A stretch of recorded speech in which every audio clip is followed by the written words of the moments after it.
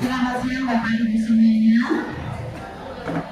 Terima kasih sudah kumpul bersama di dalam ruangan ini untuk bersama-sama mendengarkan kami mengimbaskan ilmu yang kami dapatkan di pendidikan guru penggerak, di pendidikan calon guru penggerak tentang diseminasi budaya positif di sekolah SMP Negeri 29 Pekanbaru. Bapak Ibu yang saya hormati,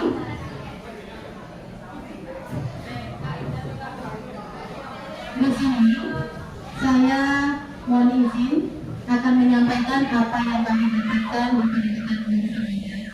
Bukan bermaksud menggurui, tapi ini untuk berbagi apa yang kami dapatkan nanti akan kita terapkan di sekolah kita. Baik Bapak Ibu, kita lanjutkan. Ini adalah diseminasi budaya positif di sekolah SMP Negeri 29 Pekanbaru. Lalu, pada saat ini pendidikan kita mengenal dengan pembelajaran paradigma baru yang akan kita terapkan di sekolah kita, yaitu pembelajaran dengan paradigma baru dikenal dengan konsep berdiferensiasi. Prinsip belajar ini diharapkan peserta didik belajar sesuai dengan kebutuhan untuk mewujudkan profil belajar Pancasila. Nah, di sini ada mengubah paradigma dari stimulus respon ke pendekatan teori konten.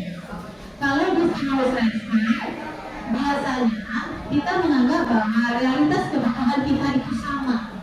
Sedangkan di teori konten berbeda ya.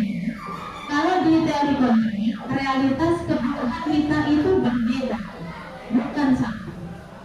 Selanjutnya, semua orang melihat hal yang sama. Nah, di teori konten, setiap orang itu memiliki gambaran yang berbeda. Yang terakhir, di stimulus respon ada model berpikir menang atau kalah. Kalau tidak menang, ya kalah. Nah, kalau di teori konten, model berpikir itu menang kalah. Nah, kita tahu pertanyaan ini. Kita berpasangan sebenarnya budaya positif ini. Budaya positif merupakan perwujudan keyakinan universal yang diterapkan di sekolah. Selama ini, kita sebagai guru berkewajiban mengontrol perilaku siswa agar memiliki perilaku yang sesuai dengan guru harapkan. Selama ini kita begitu. Nah, bagaimana perwujudannya?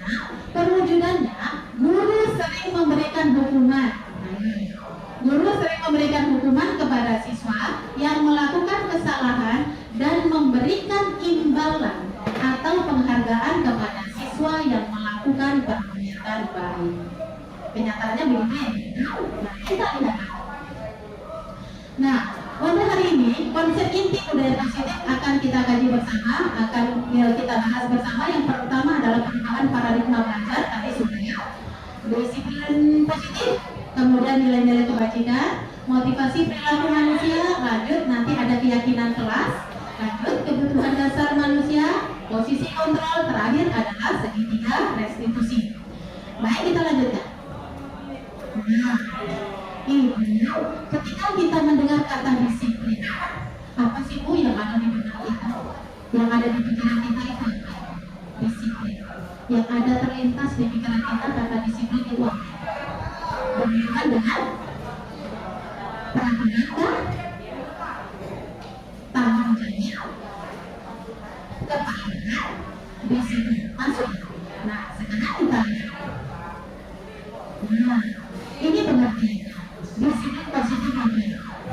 Disiplin berasal dari kata disiplin yang artinya belajar disiplin mengacu pada disiplin diri yang memiliki tanggung jawab terhadap apa yang dilakukannya berdasarkan nilai-nilai yang diyakini.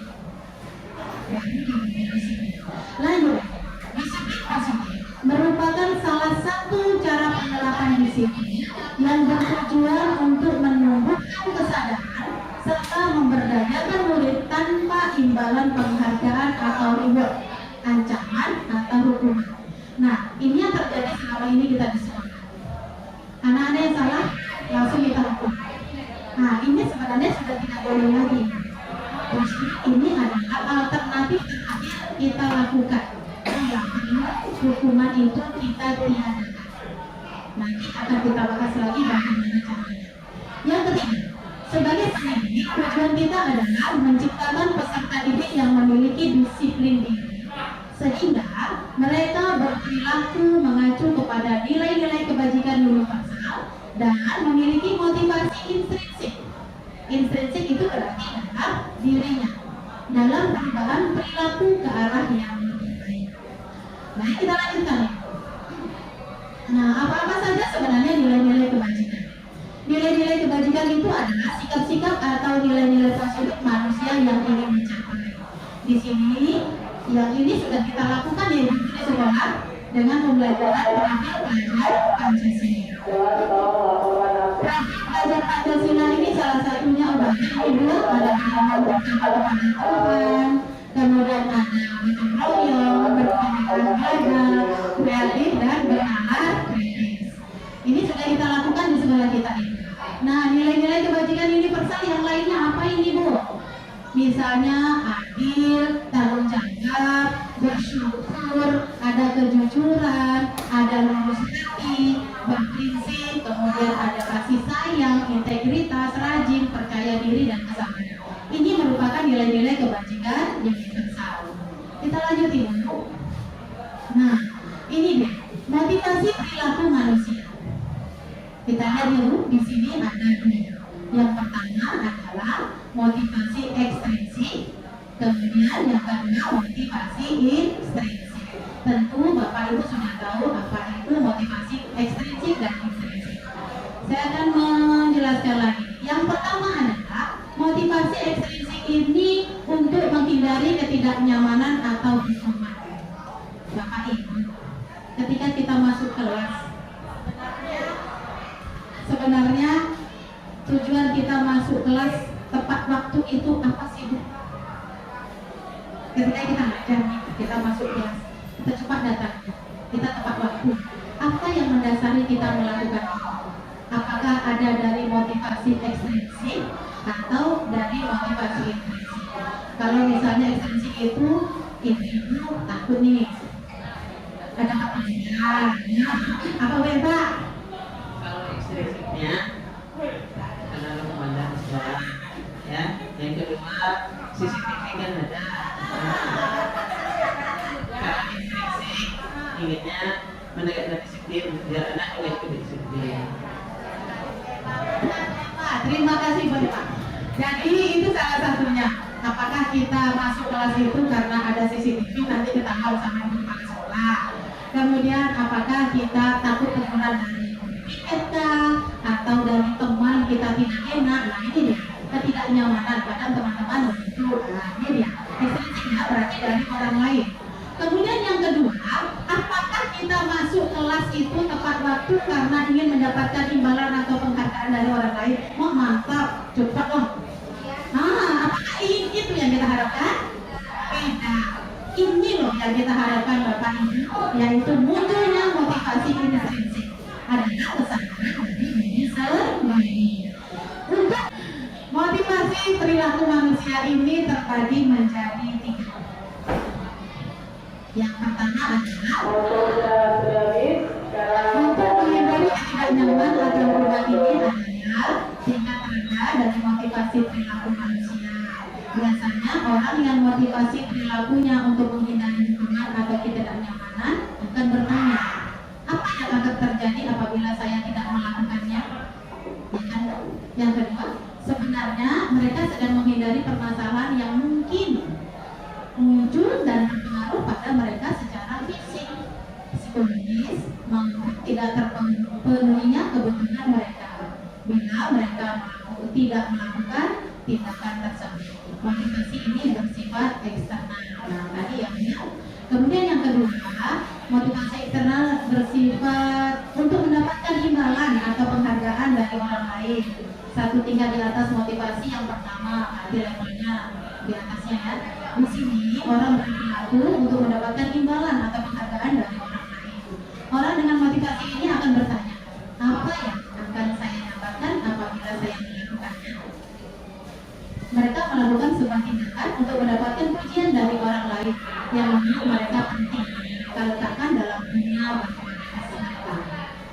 juga melakukan sesuatu untuk mendapatkan hadiah kemampuan atau motivasi ini disebut dengan eksternal, berarti dari orang lain. Kita melakukan tindakan itu karena orang lain, bukan karena kita sendiri.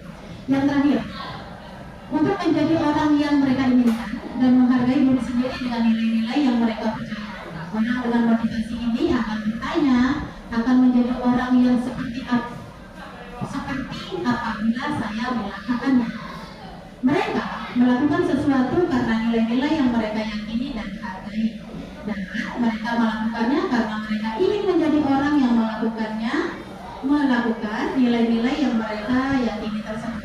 Ini adalah motivasi yang akan membuat seseorang memiliki disiplin positif. Karena motivasi berperilakunya bersifat internal, bukan eksternal. Nah, ini kita lanjut ini. Nah, sebagai seorang guru, saat Anda hadir di kelas tepat waktu, apakah yang mendasari tindakan Anda? Tadi kita lihat sudah menjawabnya. Nah, ini kita masuk ke hitungan konsekuensi dan restitusi. Terbagi menjadi tiga. Kalau hukum, pada dasarnya kalau hukum, ketika ada masalah biasanya langsung ada tindakan hukuman tersebut. Misalnya apa itu? Anak terlambat datang ke sekolah, biasanya hukumannya apa? Mengambil sampah misalnya. Ya, kalau hari Kamis gimana mengerti? Membaca Al-Quran, berarti tindakan secara langsung.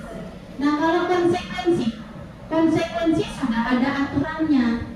Maksudnya anak sudah tahu jika melakukan pelanggaran ada sanksi yang diterima. Ini biasanya kita lakukan di kelas ya. Kita sudah janji dengan anak, kita mengumpulkan PR. Kemudian anak tidak melakukannya, tidak mengerjakannya. Biasanya mereka sudah tahu apa konsekuensi yang diterima. Itu konsekuensi. Lanjut, restitusi nanti akan dibahas lebih lanjut di terakhir. Ini restitusi itu sebuah pendekatan untuk menciptakan disiplin positif. Ini ada keyakinan kelas. Kita masuk ke keyakinan kelas ya. Mengapa keyakinan kelas? Mengapa bukan peraturan kelas? Kita lihat. Mengapa ya? Ibu, keyakinan kelas itu berlandaskan nilai-nilai kebajikan atau prinsip universal. Betul atau salah, Bu? Benar. Kita lihat kunci jawaban. Nah, benar. Keyakinan kelas itu berlandaskan nilai-nilai kebajikan atau prinsip universal. Betul sekali. Nah, tujuan keyakinan kelas itu apa sih sebenarnya? Ini dia. Tujuannya adalah untuk memastikan bahwa siswa merasa aman, merasa dihormati, dan termotivasi untuk belajar di lingkungan yang mendorong kolaborasi, yang mendorong kerjasama, dan rasa hormat untuk semuanya. Kalau kita sudah membuat keyakinan di kelas itu, anak-anak akan tertanam keyakinannya. Oh iya, aku melanggar yang ini ya. Nah, ingat melanggar peraturan yang mana, keyakinan yang mana? Iya ibu, misalnya keluar masuk nih anak-anak nih, keluar masuk. Ingat kembali keyakinan kelas apa nak yang kamu langgar? Oh iya ibu, saya keluar masuk, berarti saya harus bagaimana? Nah itu dia sudah tahu. Nah itu ya bu, tujuan keyakinan kelas. Kita lanjutkan.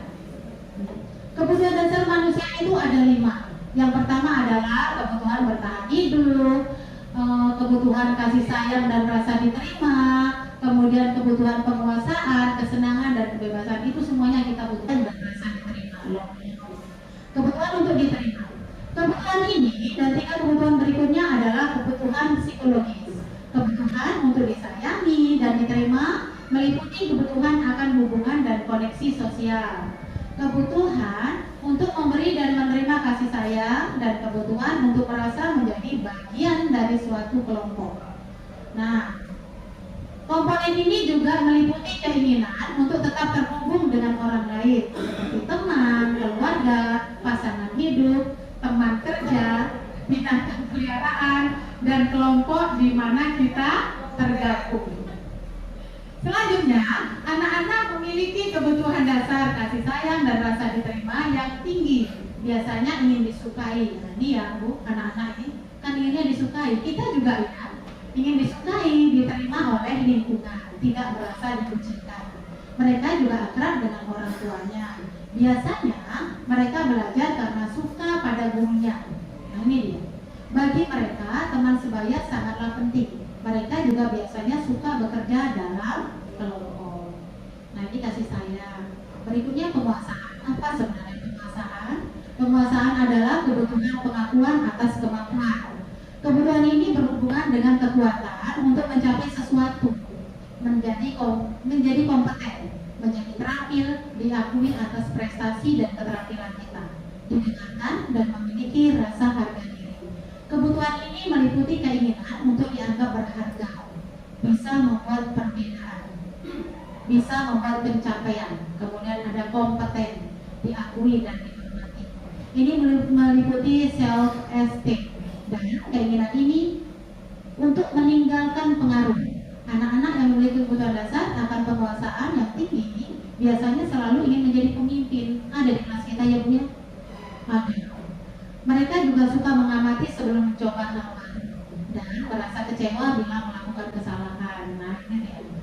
Mereka juga biasanya rapi dan sistematika dan selalu ingin mencapai yang terbaik. Yang ketiga, yang keempat, kebebasan atau kebutuhan akan pilihan. Kebutuhan untuk bebas adalah kebutuhan akan kemandirian, otonomi, memiliki pilihan dan mampu mengendalikan arah hidup seseorang. Anak-anak dengan kebutuhan kebiasaan yang tinggi menginginkan pilihan. Mereka perlu banyak bergerak, suka mencoba-coba, tidak terlalu terpengaruh orang lain dan senang mencoba hal baru dan menarik. Ini kebebasan, tidak mau diikat. Terakhir, kesenangan, kebutuhan untuk merasa senang. Kebutuhan akan kesenangan adalah kebutuhan untuk mencari kesenangan, bermain dan tertawa. Anak-anak dengan kebutuhan dasar kesenangan yang tinggi biasanya ingin menikmati apa yang dilakukan. Mereka juga bisa berkonsentrasi tinggi saat mengerjakan hal yang disenangi. Berarti kalau tidak disenangi, tidak fokus, ya, tidak mau. Ya. Mereka suka permainan dan suka mengoleksi barang, suka bergurau, suka melucu dan menggemaskan. Bahkan saat mereka bertingkah laku buruk, mereka masih tetap terlihat lucu. Nah, tuh Ibu Ica senang. Kita semua orang senantiasa berusaha untuk memenuhi kebutuhan dengan berbagai cara. Bila mereka tidak bisa mendapatkan kebutuhan dengan cara positif, nah ini dia. Mereka bisa melanggar peraturan atau melakukan hal-hal yang tidak sesuai dengan nilai-nilai kebajikan. Seorang murid yang tidak begitu berhasil secara akademik mungkin kebutuhannya akan penguasaan tidak terpenuhi di sekolah. Oleh karena itu, mungkin dia akan mencoba untuk memenuhi kebutuhannya akan penguasaan dengan mencoba mengatur orang lain di lapangan bermain, tetap akan menyakiti mereka secara fisik. Nah, sebagai guru, kita dapat melibatkannya dalam kegiatan yang memberi peluang murid tersebut membuat pencapaian yang berarti. Seorang yang tidak merasa diterima oleh teman-temannya, kebutuhan akan kasih sayang dan rasa diterima tidak terpenuhi. Oleh karena itu, dia mungkin akan memiliki satu teman dan memisahkan diri dari yang lain, mengucapkan diri. Sebagai guru, kita bisa membangun hubungan yang bisa membangun kepercayaan dan keimanan dengan murid ini. Ini menurut Ben Gosen. Menurut Ben Gosen dalam bukunya Dissertation tahun 1998, apa itu mengemukakan bahwa guru perlu meninjau kembali penerapan disiplin di dalam ruang-ruang kelas mereka selama ini. Apakah telah efektif? Apakah berpusat? Apakah memerdekakan dan memandirikan murid? Bagaimana dan mengapa? Melalui serangkaian riset dan berdasarkan pada teori kontrol Dr. William, berkesimpulan ada 5 posisi kontrol yang diterapkan seorang guru, orang tua ataupun atasan dalam melakukan kontrol. Nah ini dia posisi kontrol kita. Ada penghukum, nanti kita cari tahu kita yang mana sebenarnya. Ada penghukum, pembuat merasa bersalah, teman, pemantau, atau manajer. Kita yang mana satu saudara? Kita di posisi yang mana? sebagai penghukum. Seorang penghukum bisa menggunakan hukuman fisik maupun verbal, mencubit, menjewer misalnya. Orang-orang yang menjalankan posisi penghukum senantiasa mengatakan bahwa sekolah memerlukan sistem atau alat yang dapat lebih menekan murid-murid lebih dalam lagi. Guru yang menerapkan posisi penghukum akan berkata, patuhi aturan saya atau awas. Saya jujur pernah loh, ini saya awas ya, nah itu ya. Kamu selalu saja salah. Ayo ibu pernah? Kamu terus, nah gitu. Terlambat lagi, kamu lagi, nah, lagi, selalu, pasti selalu yang terakhir selesai. Guru seperti ini senantiasa percaya hanya ada satu cara agar pembelajaran bisa berhasil, yaitu cara diam. Nah itu dia penghukum. Kita pernah melakukan ya ibu? Ada. Yang kedua, pembuat rasa bersalah. Pada posisi ini biasanya guru akan bersuara lebih lembut.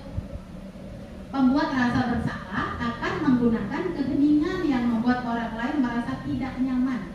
Dia merasa bersalah atau rendah diri. Kata-kata yang keluar dengan lembut akan seperti ini. Ibu sangat kecewa sekali dengan kamu. Ibu sangat kecewa sekali dengan kamu. Nah itu saya pernah juga ya. Memohon lah ya. Berapa kali Bapak harus memberitahu kamu ya? Gimana coba kalau orang tua kamu tahu kamu berbuat begini? Coba. Kan? Di posisi ini, murid akan memiliki penilaian diri yang buruk rupanya kalau kita mengatakan begitu tentang diri mereka. Murid merasa tidak berharga dan telah mengecewakan orang-orang yang disayanginya. Siapa itu? Gurunya, orang tuanya. Dia membuat rasa bersalah. Lanjut, kalau sebagai teman itu seperti apa sih Bu? Guru pada posisi ini tidak akan menyakiti murid Bu, namun akan tetap berupaya mengontrol murid melalui persuasi atau ajakan. Posisi teman pada guru bisa negatif ataupun positif. Positif di sini berupa hubungan baik yang terjalin antara guru dan murid. Guru di posisi teman menggunakan hubungan baik dan umur untuk mempengaruhi seseorang. Mereka akan berkata begini, ayo bantulah demi Bapak ya. Kadang-kadang begitu, ayolah nak bantulah ibu. Nah, ayo, ingat tidak bantuan Bapak selama ini? Berarti diungkit, apa? Mengungkit kebaikan. Nah ini sebagai teman, merasa sudah akrab. Lanjut, nah hal negatif dari posisi teman adalah bila suatu saat guru tersebut tidak membantu, maka murid akan kecewa dan berkata, saya pikir Bapak atau Ibu teman saya. Saya pikir Bapak atau Ibu teman saya, rupanya bukan. Nah itu. Murid merasa dikecewakan dan tidak mau lagi berusaha. Hal lain yang mungkin timbul adalah murid hanya akan bertindak untuk guru tertentu saja, tidak ke semuanya, dan tidak untuk guru lainnya. Hanya satu, kalau sudah guru itu, kalau tidak dengan guru itu tidak mau yang lain. Murid akan tergantung pada guru tersebut. Nah itu dia, berat harusnya. Lanjut, sebagai pemantau. Memantau berarti mengawasi. Pada saat kita mengawasi, kita bertanggung jawab atas perilaku orang-orang yang kita awasi. Posisi pemantau berdasarkan pada peraturan-peraturan dan konsekuensi. Dengan menggunakan sanksi atau konsekuensi, kita dapat memisahkan hubungan pribadi kita dengan murid. Sebagai seseorang yang menjalankan posisi pemantau, pertanyaan biasanya yang diajukan sebagai pemantau adalah, peraturannya apa? Apa yang telah kamu lakukan? Sanksi atau konsekuensinya apa? Konsekuensinya apa? Nah ini dia pemantau. Seorang pemantau sangat mengandalkan penghitungan, catatan, data. Dia pakai data-data lengkap itu Bu, yang dapat digunakan sebagai bukti atas perilaku seseorang. Posisi ini akan menggunakan stiker, slip catatan, daftar cek. Posisi pemantau sendiri berawal dari teori memberi stimulus respon yang menunjukkan tanggung jawab guru dalam mengontrol murid. Nah, sebagai manajer ini yang diharapkan. Posisi di mana guru berbuat sesuatu bersama dengan murid, mempersilakan murid mempertanggungjawabkan perilakunya, mendukung murid agar dapat menemukan solusi atas permasalahannya sendiri. Seorang manajer telah memiliki keterampilan di posisi teman maupun pemantau, dan dengan demikian bisa jadi waktu tertentu kembali kepada kedua posisi tersebut bila diperlukan. Namun, bila kita menginginkan murid-murid kita menjadi manusia yang berbeda, mandiri dan bertanggung jawab, maka kita perlu mengacu kepada restitusi yang dapat menjadikan murid kita seorang manajer bagi dirinya sendiri, mengatur dirinya sendiri. Nah, manajer, di mana manajer? Murid diajar untuk menganalisis kebutuhan dirinya maupun kebutuhan orang lain. Di sini penekanannya bukan pada kemampuan membuat konsekuensi, namun dapat berkolaborasi dengan murid bagaimana memperbaiki kesalahan yang ada. Seorang manajer akan berkata, apa yang kita yakininya? Kembali ke keyakinan kelas. Nah, ini dia. Apa yang kita yakini? Kemudian, apakah kamu meyakininya? Jika kamu meyakininya, apakah kamu bersedia memperbaikinya? Jika kamu memperbaiki ini, hal ini menunjukkan apa tentang dirimu? Apa rencana kamu untuk memperbaiki hal ini? Nah, itu dia. Tugas seorang manajer bukan untuk mengatur perilaku seseorang. Kita membimbing murid untuk dapat mengatur dirinya.